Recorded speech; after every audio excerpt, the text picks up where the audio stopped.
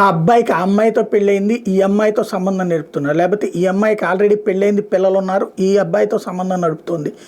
ఇట్లాంటి వాటిని ఇదివరకటి రోజులో అక్రమ సంబంధాలు అనేవాళ్ళు వాళ్ళని కాస్త చులకనగా చూడటంతో వాళ్ళు ధైర్యం చేసేవాళ్ళు కాదు. ఒకవేళ అట్లాంటి అనుమానం అవతల వాళ్ళకి క్రియేట్ అయినా అట్లాంటిది ఏమీ లేదని చెప్పే ప్రయత్నం చేసేవాళ్ళు.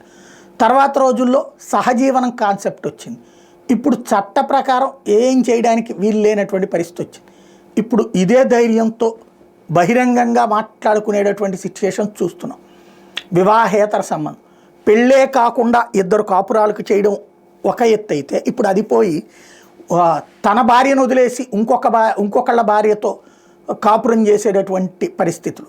ఇది ప్రముఖ నాయకులే ఈ వ్యవహారాలు. అలాగే వివాహేతర సంబంధాలు ఓపెన్గా నడుస్తూ ఉండడం. ఇందులో రాజకీయ నాయకులు మన రాష్ట్రంలోనే కనబడ్డారు, అదే సందర్భంలో అధికారులు మన రాష్ట్రంలో కనబడ్డారు. ఇప్పుడు ఇది క్రమక్రమంగా ముదిరి పాకాన పడుతోంది. పోనీ దీన్ని సమాజం ఏమన్నా తప్పుగా చూస్తోందా అంటే, సోషల్ మీడియాలో వైరల్ చేసుకునేటటువంటి వాళ్ళల్లో తిట్టేవాళ్ళు 20% మంది ఉంటే వాడు మగాడరా, వాళ్ళిద్దరు చేసుకుంటే మనకెందుకని మాట్లాడేవాళ్ళు 30% ఉంటున్నారు. మిగతా 50% మంది అర్థం కానటువంటి కామెంట్ చేస్తున్నారు.